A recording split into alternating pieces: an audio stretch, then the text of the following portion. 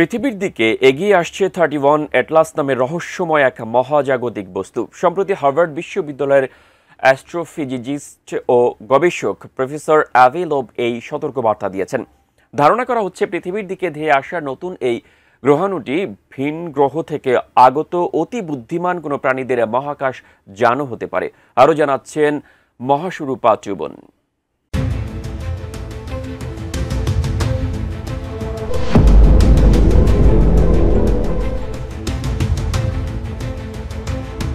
গত কয়েক দশক ধরে এলিয়েন বা ভিন গ্রহের বুদ্ধিমান প্রাণী নিয়ে জল্পনা কল্পনার তর্ক বিতর্কের শেষ নেই।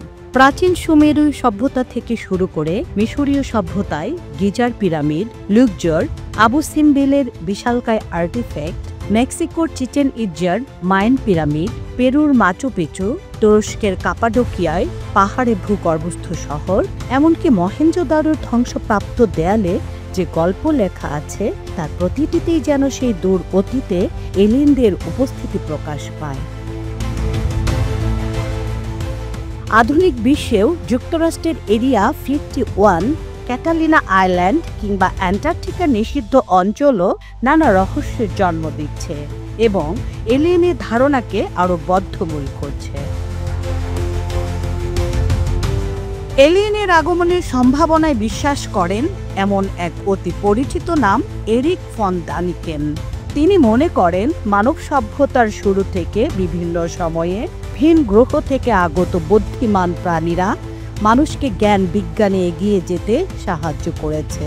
তারা বিভিন্ন সময়ে বিভিন্ন সভ্যতায় বারবার ফিরে ফিরে এসেছে। প্রাচীন ধর্মে উল্লেখিত দেবতারাই হয়তো মূলত এলিয়েন। এই মতবাদের পক্ষে প্রমাণ সংগ্রহ করার উদ্দেশ্যে তিনি ব্রাজিলে প্রতিষ্ঠা করেন দানিকেন রিসার্চ সেন্টার, যার কাজ হলো দুনিয়া জোড়া এলিয়েনের আগমনের চিহ্ন খুঁজে বেড়ানো, সেই সাথে অনেক অমীমাংসিত প্রশ্নের উত্তর খোঁজা।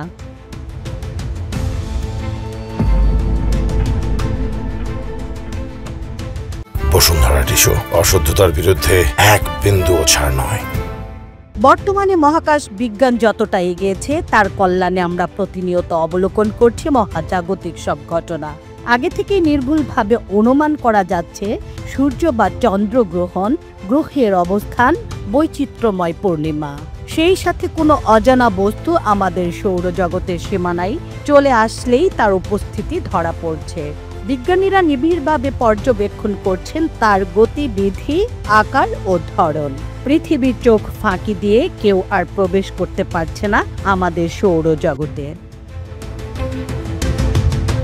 সম্প্রতি তেমনই একটি গ্রহাণুর খোঁজ পেয়েছেন মহাকাশ বিজ্ঞানীরা।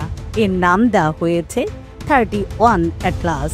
তবে ঘন্টায় 2000 কিলোমিটার বেগে ছুটে চলা 800 মিটার দৈর্ঘ্যের এই গ্রহাণু অনেক রহস্যের জন্ম দিয়েছে।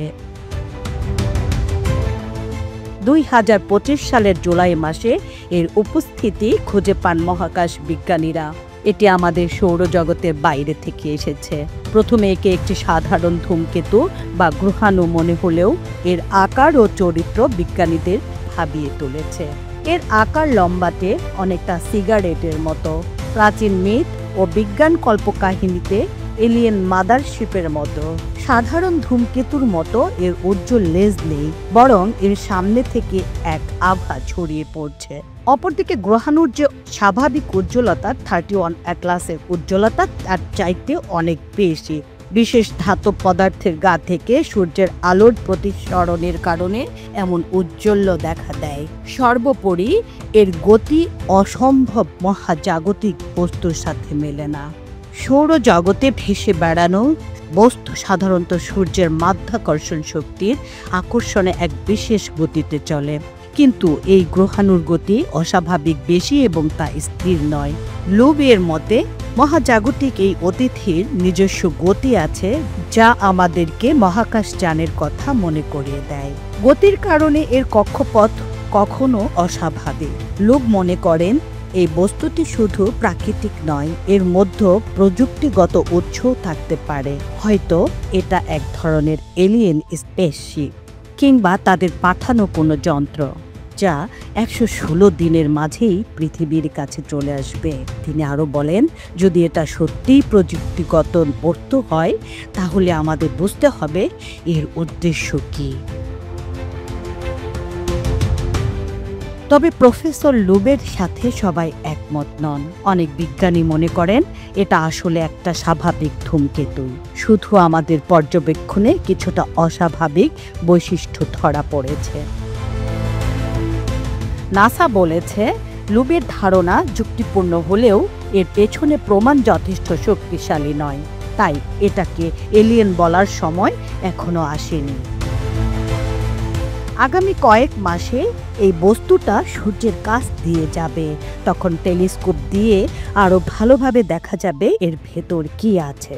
কেউ কেউ প্রস্তাব করেছেন মহাকাশযান পাঠিয়ে কাছ থেকে পরীক্ষা করাই ভালো উপায় হবে, তবে সেটা এখনই সম্ভব নয়।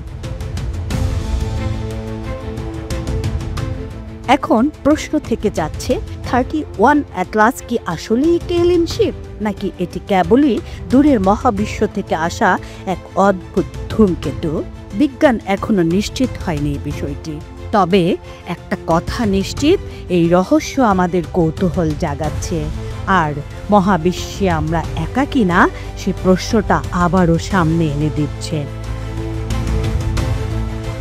মাহাশ্রুপা ডুবন, এটিএন নিউজ।